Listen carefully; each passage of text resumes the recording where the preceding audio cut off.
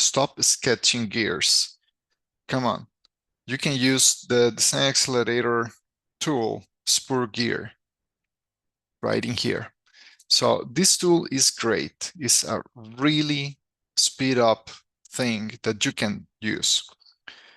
It gives you not only the 3D model itself, it also gives you the chance of doing calculations, and those based on standards.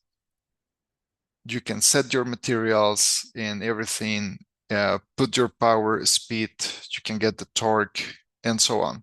Also includes efficiency, for example. So let me show you. And here in this model, I will add a helix angle of 5 degrees.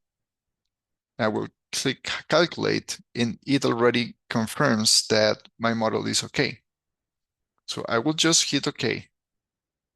And the model is going to be updated with the 5 degrees that I request.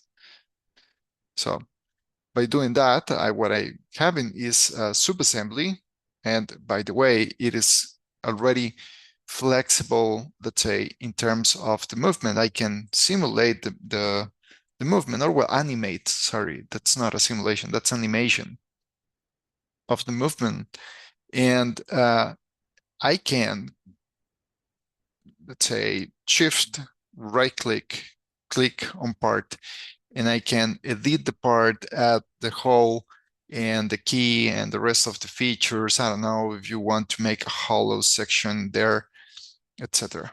So it's a really nice way to start a design, taking advantage of these boost features that Autodesk Inventor offers. How about that? Don't forget to subscribe.